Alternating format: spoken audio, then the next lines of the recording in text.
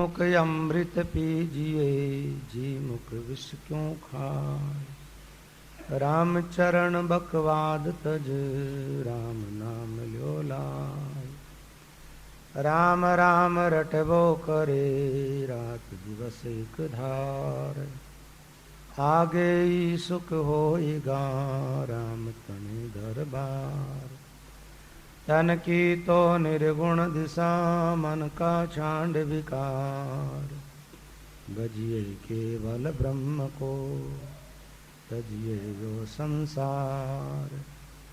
सुमिरन कीजे एक रस दूजा भरम निवार। राम चरण तृष्णा तजे तो भव उतरे पार। सुमिरन कीजे राम का सबसे होय निसंग। समदृष्टि होय देखिए काराव कारंग। सुमिरन साचा सार है झूठा जगत व्यवहार। झूठा तज साचा गहे तब जीवा होय उधार। जीव पलट होई ब्रह्म बुद्धि जो निस्बिन सुमरे राम। लोभ मोह तृष्णा मिटे तब पावे विश्राम। भजन बिना छूटे नहीं राम चरण भव पास। जे चावे दीदार को तुरटिए श्वासो श्वास। निस दिन भजिए राम को तजिए नहीं लगार।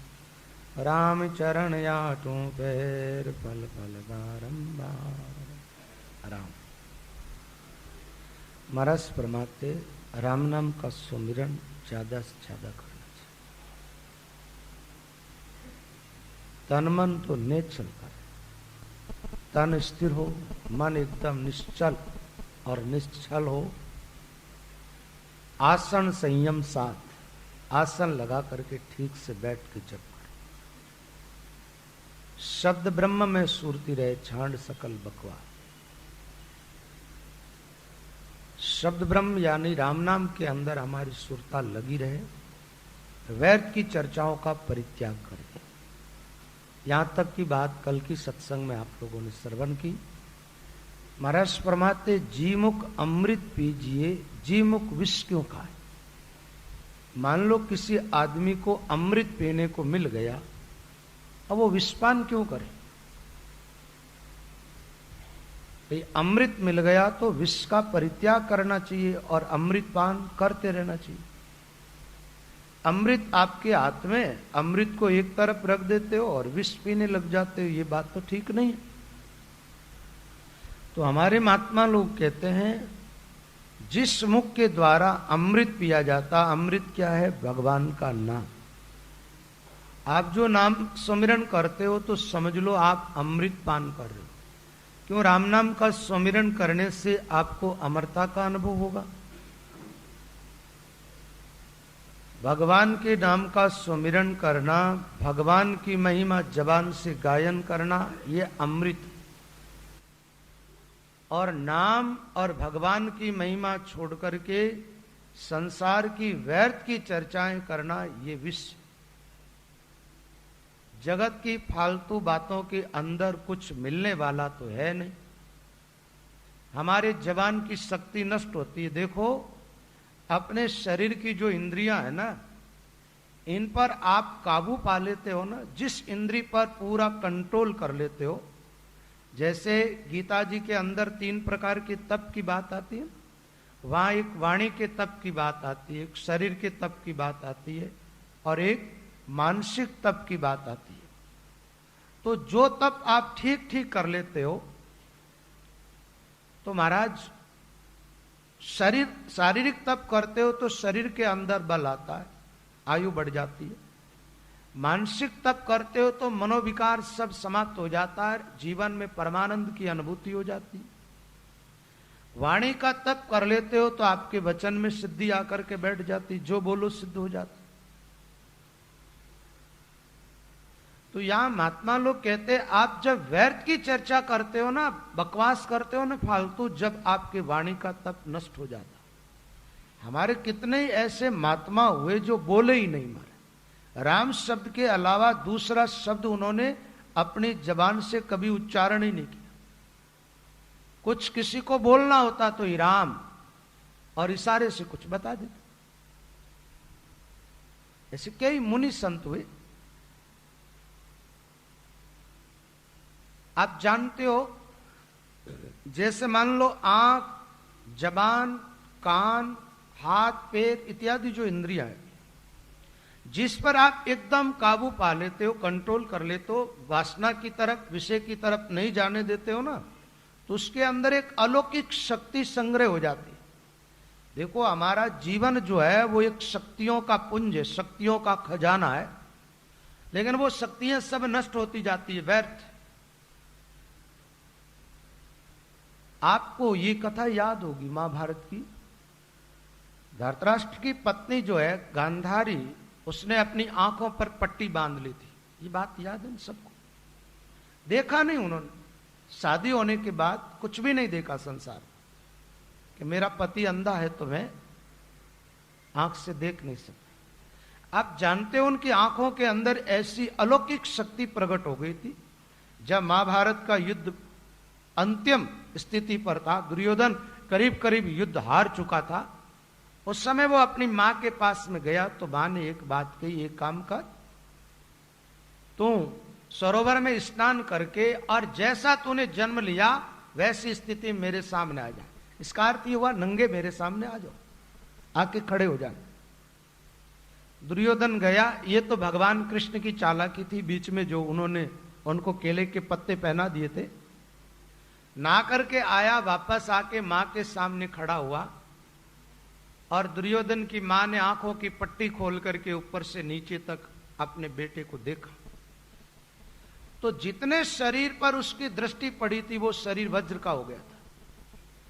ब्रह्मास्त्र भी उस शरीर को नहीं काट सकता, ऐसा उनका शरीर हो गया।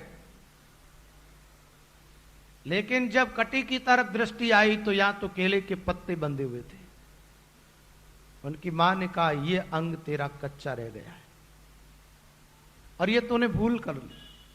मां की आज्ञा थी कि जैसा जन्मा वैसे सामने आना, और उसने बीच में भगवान कृष्ण के कहने से अपनी बुद्धि लगा ली और केले के पत्ते पहन करके आ गई। नतीजा यह निकला महाराज, जब भीम के साथ युद्ध हुआ ना, तो उसके शरीर पर तो कोई चोट तो लगती नहीं थी, तो भीम उसको मार नहीं सकता था, लेकिन वो अंग कच्चा रह गया था जहां मां की दृष्टि नहीं पड़ी, और वहां पर भीम की गदा की चोट लगी जब दुर्योधन धराशायित हो गया था। तो मैं ये बात सुनानी चाहता था आपको इस कथा के माध्यम से। उसने अपनी आंख पर कंट्रोल किया तो आंख में बड़ी भारी शक्ति संग्रह हो गई थी, बेटे के शरीर को वज्र का बना दिया। तो अपनी जो जबान है ना, ज्यादातर हमारी शक्ति जो है आंख, कान और जबान से खर्च होती है।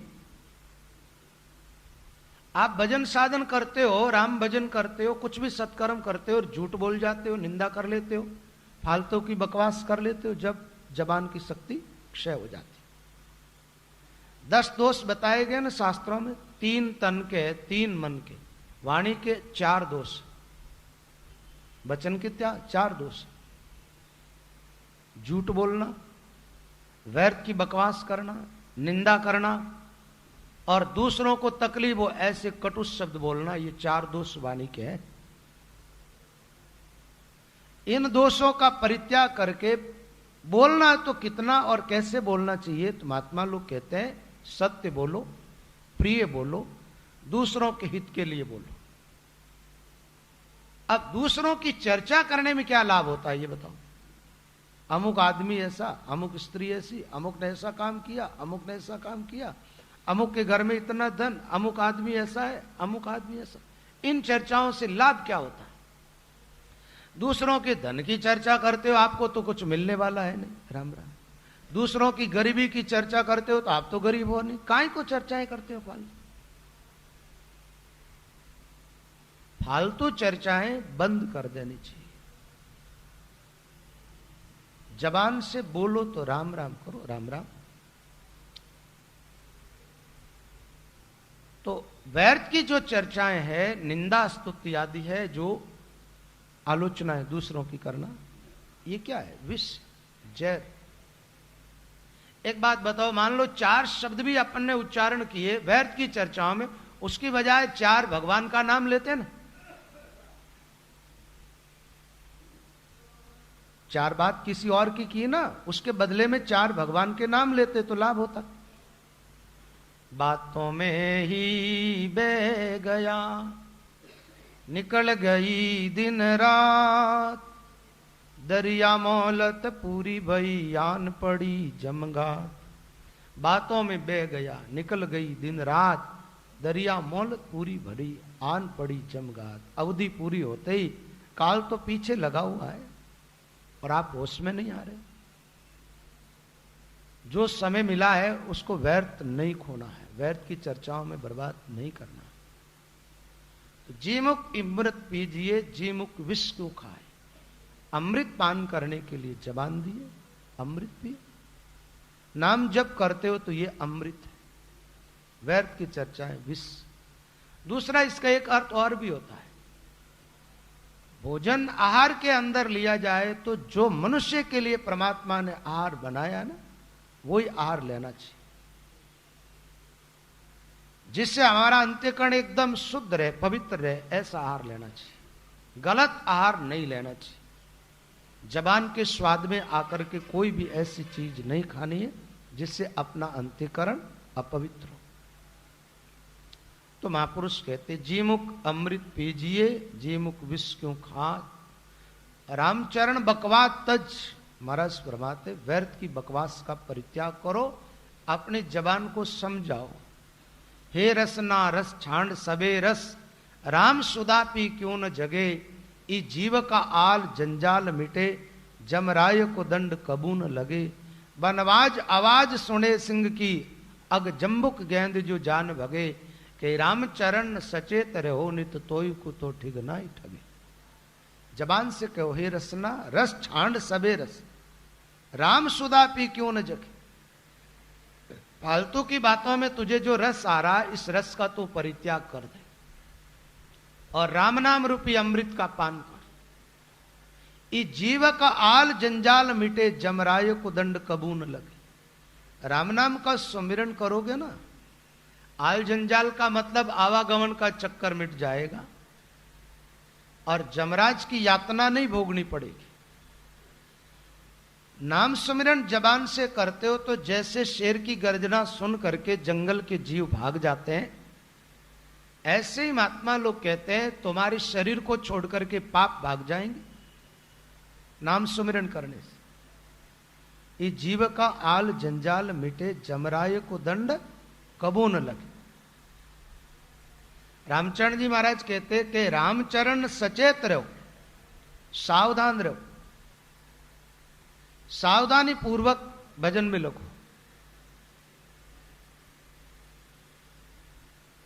ऐसा है कि गाफिल आदमी होता है ना, तो गाफिलता के अंदर ही तकलीफ। गाफिल आदमी गलत काम करता, जो सावधान रहता है वो कभी व्यक्ति गलत काम नहीं करता। तो महाराज कहते भाई जीमुख अमृत पीजिए, जीमुख विष क्यों खाए। रामचरण बकवा तज, राम नाम ल्योला है, नाम जप करो। राम राम रटबो करे, रात दिवस एक धार। आगे ही सुख होएगा राम तणे दरबार। निरंतर जो राम नाम का सुमिरन करता है, महापुरुष कहते हैं उसका लोक सुधर जाता है और परलोक भी सुधर जाता है। ये शरीर छोड़ने पर उस आत्मा को परमात्मा का धाम मिलता है। तन की तो निर्गुण दिशा, मन का छांड विकार। भजिए केवल ब्रह्म को, तजिए यो संसार। इस साखी को थोड़ा समझने का प्रयास करें।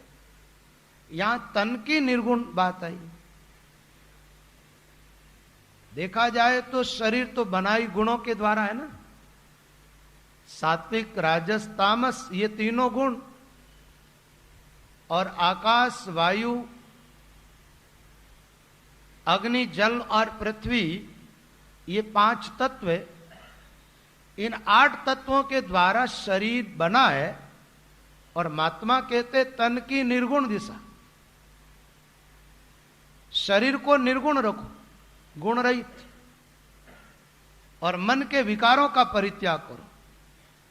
तो उन महापुरुषों का जो तन को निर्गुण की तरफ रखने का इशारा यह है कि खाने से लेकर, कपड़े पहनने से लेकर, चाल ढाल से लेकर ऐसा कोई भी काम न करो जिसके कारण वासनामय जीवन हो जाए।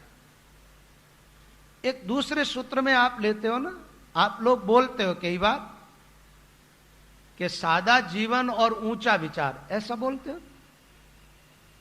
कपड़े सादे पहन लिए, है ना, सादे कपड़े, सादा भोजन, है ना। तो इसी अर्थ के अंदर ये शब्द आया है, सादगी हो जीवन। कई लोग चलते हैं ना, चलते तो उनकी चलनी में, चाल में हेकड़ी नजर आती है ना, चाल में। भगवान के भक्तों की चाल भी सरल होती है, भाषा भी सरल होती है। तो बात यह है, निर्गुण दिशा का अर्थ यही है। अब भोजन के अंदर सादे भोजन का अर्थ यह होता है, तामसी भोजन की बात भी महात्माओं ने नहीं कही। महापुरुषों का संकेत है कि स्वाद के पीछे नहीं भागने का, जो मिल जाए वो प्रसाद पाकर के और भजन ज्यादा करना। दूसरी बात यह, महात्माओं का जो विचार था ना, वो तो कहते थे ये शरीर है ना, इसको भूख लगती है तो ये साधन में बाधक बनता है, इसलिए भूख मिटाने के लिए भोजन करना, स्वाद बुद्धि से भोजन नहीं करना। ये देखो आचार संहिता जो बनी है ना रामसनी परंपरा में भी, वो काफी बाद में बनी। रामचरण जी महाराज तो ऐसे विरक्त महात्मा थे, वो तो एकदम जंगल में और शमशान जैसी भूमि में रह करके भजन किया, एकांत। और उनके जीवन का तो एक ही लक्ष्य, निरंतर रात दिन भगवान नाम का जप करना। तो वो कहते भूख लगे जब भिक्षा करना, रामचरण सुधा भिक मांग के बार गिणे नहीं सांझ सवेरा। जब भूख लग जाए, जब भिक्षा ले लो, भोजन कर लो और फिर भजन में बैठ जाओ। अब भिक्षा में कैसा भोजन मिला, जो मिल गया वो पाल। निश्चित आहार तो महात्मा लोग लेते नहीं, और स्वाद बुद्धि से भोजन पाते नहीं। स्वाद बुद्धि से हम भोजन पाते जब क्या होता है, भोग। इंद्रियों का स्वाद लेने का अर्थ ही होता है भोग, और स्वाद बुद्धि से नहीं पा करके वही भोजन शरीर को ठीक स्वस्थ रखने के लिए हम पा रहे, तो क्या हो जाता, प्रसाद। प्रसाद विषाद मिटा देता। दूसरी बात यह है कि आहार संयमित होना चाहिए हमारा। जैसे हम भोजन करते हैं, कई बार क्या बढ़िया भोजन आ गया तो आदमी को होश ही नहीं रहता, खाता ही जाता, खाता ही जाता, खाता ही जाता। ठीक है। अब खाने के बाद फिर जब तनाव पैदा होता है, आंतों को तकलीफ होने लगती, फिर ऊपर से और चूर्ण खाता है या उल्टी करता है, ऐसा कुछ काम करता है। इस तरीके से आदमी को आहार नहीं लेना चाहिए, संयमित आहार। आहार इस ढंग से ले कि भूख मिट गई, बस भोजन पाना बंद। पेट के अंदर बोझा नहीं डालना। बोझा डालने का मतलब ज्यादा खा लिया तो, और स्वाद बुद्धि से भोजन करता वो आदमी ज्यादा खाता है। स्वाद बुद्धि से भोजन न करे, संयमित आहार ले। राजस तामस भोजन नहीं होना चाहिए, सात्विक भोजन हो। भोजन पाने के बाद ऐसा लगना चाहिए भूख तो मिट गई है, लेकिन शरीर पर कोई बोझा नहीं है, पेट पर कोई भार नहीं है। इस ढंग से आदमी को आहार लेना चाहिए।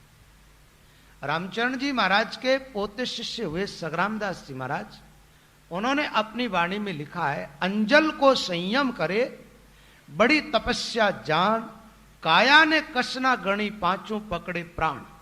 पांचों पकड़े प्राण सुमति हृदय में जागे, आठों पैर अखंड भजन सो ताड़ी लागे। सदगुरु का प्रताप सो पावे पद निर्वाण, अंजल को संयम करे बड़ी तपस्या जान। संयम का अर्थ ये होता है न भूखे रहना और न जरूर से ज्यादा पाना, संयमित आहार। अन्न और जल दोनों। जल के लिए तो हमारे महात्माओं की वाणी में तो ऐसी क्रिया आती है, महाराज पानी जो महात्मा लोग छानते थे ना, उनकी छानने की युक्ति ऐसी थी, एक बूंद पानी जमीन पर नहीं गिरना चाहिए, उसका उपयोग करे, दुरुपयोग बिल्कुल ना करे। आजकल लोग सबसे ज्यादा दुरुपयोग करते तो पानी का दुरुपयोग करते। नहाने के अंदर 1 बाल्टी पानी से आदमी नहा सकता है, वहां 10 बाल्टी पानी ढोल देता है, क्योंकि परिश्रम तो करना पड़ता नहीं। पहले तो क्या होता था, माताएं बहनें पानी खींच के लाती, अब खींच के लाती तो खींचने में परिश्रम होता, फिर मटका माथे ऊपर उठा करके लाती तो परिश्रम होता, उसके लिए थोड़ा टाइम भी उनको खर्च करना पड़ता था। आजकल क्या हो गया, हमारा नल आता है घर में, अब नल खोल दिया, कितना पानी व्यर्थ जा रहा है, कितने पानी का उपयोग हो रहा, ध्यान नहीं दे रहे। और नहीं दे रहे हो ना, नतीजा एकदम सामने आ रहा है। हमने अपने बचपन में देखा था, बारिश बंद हो जाती तो नदियों में नालों में पानी बहता रहता था, कुआं के अंदर से लोग हाथ से पानी निकाल लेते थे। और जब से इस पानी का दुरुपयोग होने लगा है, बरसातें बहुत कम होने लगी है, और राजस्थान के अंदर तो नदियां नाले सब सूख गए, और कुआं में कहीं पानी नहीं है। ट्यूबवेलें चलती है ना 700-700 फीट पर, 800-800 फीट पर नीचे, इतना पानी नीचे चला गया। जहां 10 फीट पर पानी था वो 700-800 फीट पर नीचे चला गया। ये क्यों? आप प्रकृति के साथ खिलवाड़ करते हो ना, तो फिर प्रकृति आपको अवश्य दंडित करेगी। इसलिए क्या करना चाहिए? आदमी संयमित जीवन जीने वाले भाई बहनों को चाहिए कि महाराज पानी का भी ठीक उपयोग करना सीखें। घर पे सीधा पानी आ रहा है, इसका अर्थ यह नहीं कि आप दुरुपयोग करो। पानी को छान के काम में लेने की बात है। रामसनी धर्म के अंदर पानी छानने की बड़ी अच्छी युक्ति है। देखो महात्मा लोग जो हुए ना, वो दिन में 2 टाइम पानी छानते थे, सुबह छानना, शाम को वापस छान के पीना। पहले शुरू में आरंभ में रामचंद्र जी महाराज के टाइम तो ऐसा था, सूर्यास्त होने के बाद पानी जितना था वो महाराज एक तरफ टांके में, वो कुएं में वहां डाल देते, मटके पूरे खाली करके और वहां रख देते थे। रात भर में वो खाली मटके पड़े रहते, सूख जाते। रात में कोई पानी पीने का ही काम नहीं था याद। और प्रातःकाल होते ही पानी छानना, गाढ़ो कपड़ो खूब गुडी बिन ऐसो डाबो, करो दौड़ो ताई तांस में जल को छान। गाढ़ा कपड़ा, साधु ऐसे पानी छानते ना जोली मांड करके, तो महाराज बहुत धीरे धीरे धीरे धीरे पानी निकलता, और झुकती वो होती। ऐसा नहीं, लोग क्या करते, कोई काम करते ना, हड़बड़ाहट में काम करते। हड़बड़ाहट में काम करते तो क्या होता, पानी छानते तो है, जितना मटके में छानते उसके आधा तो इधर उधर डोल देते। कई बार मैं देखता हूं, कई माताएं मैंने जल्दी जल्दी में काम करती है ना, तो दूध लेकर के आती है, हड़बड़ाहट में उस दूध को फेंटने लगती है तो कितना ही गिरा देती। बोल कोई बात नहीं, पोछा लगा देंगे। इसका क्या अर्थ हुआ? पहले तो काम फैलाओ और बाद में फिर पोछा लगा देंगे। ये कोई बात हुई क्या? ये कोई तरीका भी है? कार्य कोई भी काम हो, उस करने में कुशलता होनी चाहिए, पूरी सावधानी बरतनी चाहिए, सावधानी पूर्वक काम करना चाहिए। भोजन लेने में और भोजन पाने में भी सावधानी बरतनी चाहिए। आप जानते हो, यहां देखते हैं हम लोग ऊपर रहते हैं ना, तो यहां जब भोजन होता है, पाते लोग, पाना तो चाहिए, वो बात तो अलग है। इतना बढ़िया भोजन बनाया जाता है, पैसे खर्च हो रहे हैं, और अनाप शनाप झूठा पीछे छोड़ते रहते हो, तो आपको लेती दफे होश नहीं रहता है क्या? आंखें बंद होती है क्या आप लोगों की जिस समय कोई पुरस्कारी करता है उस समय? पहली बात तो कोई भी आदमी भोजन करता हो तो जबरदस्ती भोजन पुरुषना निषेध है, जबरदस्ती नहीं। आप उनसे पूछ लो, मनवार कर लो, वो कहे तो फिर परोस लो। आप जबरदस्ती करते हो, फिर उसको आपका हाथ पकड़ना पड़ता। इस ढंग की पुरस्कारी आदमी को नहीं करनी चाहिए, और लेने वाले को पूरी सावधानी बरतनी चाहिए। अन्न जो है ना, ये बड़ा कीमती। आप जानते हो, अपने जीवन के लिए सबसे ज्यादा कीमती 2 चीजें, अन्न और जल। और सब चीजें के बिगर आप रह सकते। आभूषण मिले तो भी रह जाओ और ना मिले तो भी रह सकते हो, जान थोड़ी निकल जाती। कपड़े अच्छे पहनने को मिले तो भी जी जाओगे, और हल्के मिल गए तो भी चलेगा, और बिगर कपड़े धारण किए भी आदमी जीवित रह सकता है, लेकिन अंजल के बिगर जीवित नहीं रह सकता है। आप भोजन जरूर से ज्यादा खा लेते हो या बिगाड़ते हो ना, वो किसी और का हक छीन करके खराब कर रहे हो, इसलिए आप अपराधी कहलाओ। दूसरी बात एक और है, भगवान की कृपा से कोई भी चीज अच्छी मिली है और आप उसका दुरुपयोग कर देते हो, भगवान दोबारा वो चीज आपको नहीं देंगे। भगवान कहेंगे एक बार मैंने गलती कर दी, अब दोबारा गलती नहीं। आपको मनुष्य जीवन मिला और इसका आप दुरुपयोग करते हो तो फिर से मनुष्य जीवन नहीं मिलेगा, फिर जाओ पशु पक्षियों की योनियों के अंदर 84 भटको। भाई छल कपट बेईमानी और मनमाने ढंग से जीना तो उधर जी, यहां तो एक व्यवस्थित जीवन जीना पड़ेगा, और धर्म की एक दीवार होती है उसके अंदर रह करके आपको जीवन जीना पड़ेगा, और धर्म की दीवार को तोड़ के ही चलना। भगवान कहते फिर चल 84 में वहां कोई मर्यादाएं नहीं, उधर चलो।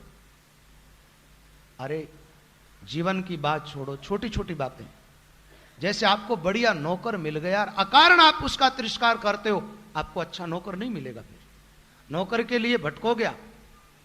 किसी नौकर को अच्छा मालिक मिल गया और वो अकारण उसका तिरस्कार करता है, उसके साथ छल कपट करता है, उसको अच्छा मालिक भी नहीं मिलेगा। अच्छी पत्नी किसी को मिली, उसका तिरस्कार करता है कोई आदमी, उसको अच्छी पत्नी नहीं मिलेगी। पति अच्छा मिला और महाराज उसके साथ जो स्त्रियां छल कपट करती है, उसको आगे पति नहीं मिलेगा। कोई भी व्यवहारिक क्षेत्र से लेकर परमार्थिक क्षेत्र तक देख लो आप, जो भी चीज अच्छी मिली है वो अपने को उपयोग के लिए मिली है, दुरुपयोग के लिए नहीं। पानी का उपयोग करना चाहिए, पीना चाहिए, प्यास बुझाने के लिए है पानी। स्नान करना चाहिए, पहली बात तो छाने हुए पानी से स्नान करना चाहिए, संविधान। अब आजकल के लोगों के पास तर्क है और हमारी जबान बंद भी कर देते हैं। लोग बोले महाराज पानी में जीव आते ही नहीं आजकल, लेकिन महात्मा लोग कहते जल में जीना जीव था नहीं कोई रे, अण छाण्यो जल पिया पाप बहु होई रे। इतने बारीक जीव है आपकी दृष्टि में नहीं आते। संतों की वाणी में एक बात आती है, कीर जाई दरियाव बरस लग जाली नाके, नित रोजी ना सही एक वासर नहीं राके। वह जो होवे पाप सकल विधि में जैसा, अण छाण्यो जल पिया पाप एक दिन वह ऐसा। निर्मल बुद्धि कैसे रे यूं मलिन संसार, अब जो छाणे नीर को जा को कहूं विचार। एक कीर दरियाव के किनारे जाकर के साल भर तक जाल डाल करके मच्छियां पकड़ता है, और उस मच्छी पकड़ने वाले को साल भर में जितना पाप लगता है, बिना छाना हुआ पानी काम में लेने वाली माताओं बहनों को एक ही दिन में उतना पाप इनके सिर पर आ जाता है। तो पानी क्या करना चाहिए? छान के। अब छानने की क्या युक्ति है? गाढ़ा कपड़ा और गुड़ी बिन ढाबो, फिर पानी छान करके जीवाणी जलमाय जुगतिसों कीजिए। पहले पानी बाल्टी में रखना चाहिए, युक्ति तो ये थी महात्माओं की, उस बाल्टी के अंदर जल छानने को डालो, फिर दोनों किनारे पकड़ करके ऐसे उसको पानी में से निकालो, फिर उस पानी को पानी के अंदर डाल दो, फिर छाने हुए पानी को और लो और उसके अंदर से उस कपड़े को निकालो, फिर उसको पानी में डालो, फिर एक बार और। 3 बार जो कहते हैं उस जल छानने को, एक बार सादे पानी में, 2 बार छाने हुए पानी में से निकाल करके, और पानी के अंदर जहां उपयुक्त पानी हो उसमें। लेकिन अब बात यह है कि आजकल जीवानी करे कहां, समस्या ये आ गई ना। जीवानी का पहले तालाब से पानी लाते, कुएं से लाते थे तो उसमें जीवानी कर देते थे। पानी छानना तो बहुत जरूरी है, छान करके पानी पीना, पानी का दुरुपयोग नहीं करना, आहार सात्विक लेना, भोजन का दुरुपयोग नहीं करना, अंजल नु संयम करे। सग्रामदास जी महाराज की वाणी में तो पूरी कुंडली मुझे एक याद नहीं है, उन्होंने लिखा है कि ढोले निकमो नीर नजर आवे तो मारी। उन्होंने लिखा दूं धरती में गाढ़, ऊपर कांटा कैर का सकेन कोई का। उपयोग करो, दुरुपयोग न करो, अंजल लो, संयम करे, संयमित आहार। और पानी ढोलने में संयमता बरत, बड़ी तपस्या जान, ये बहुत बड़ा तप है।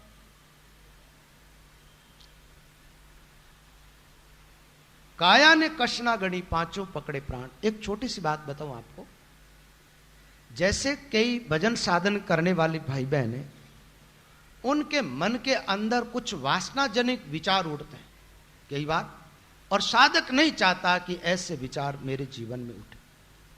तो उन विचारों को मिटाने का उपाय क्या है? भजन तो आप कर रहे हो, उसके बावजूद भी कई बार ऐसा विचार आता, तो आप एक काम करो, 2 दिन के लिए आहार मत लो आप। 2 दिन आहार बंद कर दो, और 2 दिन आहार बंद करने से ज्यादा फर्क नहीं पड़ेगा शरीर पर, कोई ज्यादा गलत प्रभाव नहीं पड़ेगा शरीर पर। 2-3 दिन तक आप अन्न आहार बिल्कुल बंद कर दो, और उसके बाद आप अपने अंतःकरण को देखो, वो गलत जो विचार थे ना वो खत्म हो जाते। सग्रामदास जी महाराज कहते, अंजल लो संयम करे बड़ी तपस्या जान, काया ने कसना गणी पांचों पकड़े प्राण। पांचों पकड़े प्राण सुमति हृदय में जागे, कुमति मिटी और सुमति आई। गलत विचार थे वो हट गए और अच्छे विचार जीवन में उत्पन्न हुए। कई बार महात्मा लोग क्या करते, महाराज भजन करते ना, तो भजन करते रहते, एक दिन पूरा बीत गया, भोजन नहीं किया, दूसरा दिन बीत गया, नहीं किया, और तीसरे दिन भी आहार लेते तो बिल्कुल सादा आहार। एक बात बताऊं, ज्यादा ये जो गरिष्ठ भोजन करते हैं ना, इसने इस गरिष्ठ भोजन के द्वारा भी गलत धारणाएं, गलत विचार उत्पन्न होते हैं। गरिष्ठ के अलावा जैसे तामसी आहार जो होता है, उस आहार के द्वारा ही जीवन में वासना ज्यादा जगती है। इसलिए साधक को चाहिए कि सात्विक आहार ले और अपने अंतःकरण के गलत विचारों को सुधारने के लिए आप उपवास भी रख सकते हैं। वैसे तो अपने यहां विधान है, कुछ महीने के अंदर जैसे 2 एकादशी आती है तो एकादशी के दिन भोजन नहीं करना चाहिए। रामसनी परंपरा में उसका महत्व नहीं है, रामसनी परंपरा में भजन का महत्व है, लेकिन आपको संयमित रहना है। मान लो भाई कि जैसे अपना अंतःकरण शुद्ध हो जाए उसके लिए भूखे रहना है, तो मान लो ऐसा नेम बना लो कि 11 के दिन भोजन नहीं करेंगे, लेकिन लोग कहते हैं भोजन तो नहीं करेंगे, अन्न आहार तो नहीं लेंगे 11 के दिन, लेकिन 11 रस से कम रस नहीं लेंगे, ठीक है, रस जो है वो पूरे 11 का 11 लेंगे। आजकल कई ऐसी चीजें बन गई जिसमें अन्न नहीं होता है और वो सारी चीजें खाते रहते। कई लोग तो एकादशी का ही करे, महाराज दीपावली मनावे तो बढ़िया बढ़िया माल ला करके, ऐसा नहीं। तो यहां तन की निर्गुण दिशा की बात आई। मन का छांड विकार, सादा जीवन और अच्छे विचार रखो। मानसिक विकार कैसे दूर हो, यह प्रयास आदमी को करना चाहिए। मन विकारी है तो भजन करोगे कैसे? मन तो भजन में लगेगा ही नहीं। मन में विकार है तो परमात्मा आपके भीतर प्रकट ही नहीं होगा। मन में विकार है तो आपका ध्यान नहीं लगेगा। इसलिए महात्मा कहते मन का छांड विकार।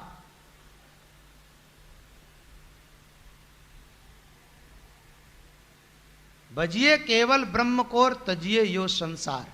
महाराज फरमाते राम जी का भजन करो रात दिन, और हो सके तो संसार का परित्याग करो। आप कहेंगे महाराज भजन करने वाली बात तो हमारी जम जाती है, लेकिन ये पीछे जो बात आ गई न त्याग वाली, ये नहीं जमती है। संसार का त्याग हम कैसे कर सकते? अच्छा ये काम करो, संसार का त्याग नहीं कर सकते तो इतना तो कर सकते हो, जब आप भजन में बैठो उस समय संसार को एकदम भूल जाओ।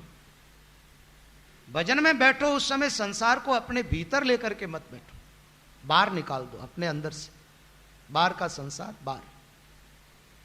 भजन में या सत्संग में बैठते हो ना, एक तो यहां आते हो ना, यहां आते हो जब आप संसार को अपने साथ मत लाया करो। होता यह कि यहां भी बैठने के बाद बेटे पोतों का चिंतन, घर का चिंतन। हम तो यहां सत्संग सुनने के लिए आ गए हैं, बहू घर में एक लिए, पता नहीं सब्जी में नमक ज्यादा डाल दिया तो क्या हो जाएगा, ठीक है ना, ऐसा कुछ। वो किचन का ही चिंतन करो तो फिर तो क्या फायदा होगा। यहां बैठे हो आकर के और विचार करते हो, यहां आकर के सत्संग में बैठ तो गए, लेकिन उठते हमारे को तो वहां जाना, और वहां जाओ जब चले जाना, अभी तो यहां बैठे हो। यहां बैठो जब तक मन को यहीं रखो, भजन में बैठो जब तक मन को भजन के अंदर रखो। वैसे त्याग की तो बातें महत्वपूर्ण है ही, एक बात है। भागवत में प्रसंग आता है आत्मदेव का, बेटे की प्राप्ति के लिए बहुत प्रयास किया और एक साधु के सामने मरने लग गया, बड़ा हट किया महाराज, बेटा मिल गया, कैसा सुख मिला, बेटा मिलने के बाद सुख मिला उसको। फिर वो अपने दूसरे पुत्र गोकर्ण की शरण में जाकर के कहता, मुझे तो अब ऐसा लगता है कि मैं घर में नहीं नरक में रह रहा हूं। क्या? नरक में। और तुम मुझे रास्ता दिखाओ कि मैं क्या करूं। गोकर्ण ने कह दिया, घर बार छोड़ करके जंगल में चले जाओ, संत बन जाओ। आत्मदेव ने कहा, संत बन जाऊं वो तो ठीक है, लेकिन वहां जाके करूं क्या, वो समझ में तो आता नहीं। तब गोकर्ण ने एक बहुत सुंदर बात बताई, धर्मम भजस्व सततम तजलोक धर्मान सेवस्व साधु पुरुषान जय काम तृष्णा अन्यस्य दोष गुण चिंतन मासु मुक्त्वा सेवा कथा रस में हो नितराम पिबत्वम। बोले घर का परिवार का त्याग करके एकांत में चले जाओ और वहां जाकर के धर्मम भजस्व सततम, धर्म स्वरूप है परमात्मा, उस परमात्मा का निरंतर भजन करो। तज लोक धर्मान, लोक धर्म का परित्याग कर दो। लोक धर्म में क्या आता है? पिता पुत्र का धर्म है, पति पत्नी का एक धर्म है, ये जो धर्म है ना, जैसे गृहस्थी आदि का धर्म, इन लोक धर्म का त्याग करके अलौकिक धर्म का सहारा लो। तज लोक धर्मान सेवस्व साधु पुरुषान, संत महापुरुषों के सानिध्य में रहो, संतों का सत्संग सुनो, और काम और तृष्णा का परित्याग कर दो। और जल्दी से जल्दी ये काम करो कि अन्य लोगों का दोष और गुणों का चिंतन छोड़ दो। दूसरा आदमी अच्छा है या बुरा, न तो उनकी अच्छाई का चिंतन करो न बुराई का चिंतन करो, क्योंकि आदमी की अच्छाई का चिंतन करोगे तो भी ईश्वर का चिंतन तो छूट जाएगा। और दोषों का चिंतन बिल्कुल ही नहीं करना। दोष का चिंतन करते उस समय दोष अपने मन में आता है ना, मन में आता है तो मन अपवित्र होता है। सेवा कथा रसमहो नितराम पिबंतम, सत्पुरुषों की सेवा और भगवान की कथा रूपी रस का निरंतर पान करो, निरंतर। तो यहां रामचरण जी महाराज कहते हैं संसार में सुख कम है और दुख ज्यादा है, इसलिए राम जी का भजन करो और संसार का परित्याग कर दो, जिससे सदा के लिए सुखी हो जाओ। देखो भाई, दो दरिया है, दोनों दरियाओं के बीच में आप खड़े, आपके इधर भी एक दरिया इधर भी एक दरिया और बीच में आप खड़े। एक दरिया में पैर रखते ही नरक जैसा दुख मिलना चालू हो जाता, और दूसरे दरिया के अंदर पैर रखो, उसमें जितनी गहराई में जाओ उतनी आनंद की वृद्धि होती जाएगी, शांति की वृद्धि होती जाएगी, सुख की वृद्धि होती जाएगी, जीवन परम मंगलमय हो जाएगा। अच्छा, ये दोनों दरियाव क्या है? तो महात्मा लोग कहते सुख का सागर राम जी, दुख दरिया संसार, सुख सागर चल जाविए दादू तज बेकार। सुख का सागर राम जी, दुख दरिया संसार। राम तो है सुख का सागर और संसार है दुख का सागर। जितना दुख जीवन में आता है वो संसार की तरफ से आता है, और सुख थोड़ा बहुत भी आपको मिल रहा है वो भगवान की कृपा से, भगवान की तरफ से आ रहा है। जितने गहराई में संसार की तरफ उतर जाओगे ना, संसार के प्रपंच में, उतना ही दुख बढ़ता जाएगा। और भगवान की तरफ उतर जाओगे, यहां भगवान के ध्यान में लग जाओगे, आनंद की वृत्ति होगी। सदा के लिए आप आनंदित हो जाओगे, सदा के लिए सुखी हो जाओगे। राम तो सुख का सागर है। तो महात्मा कहते भजिए केवल ब्रह्म को, भगवान का भजन करो। तजिए यो संसार,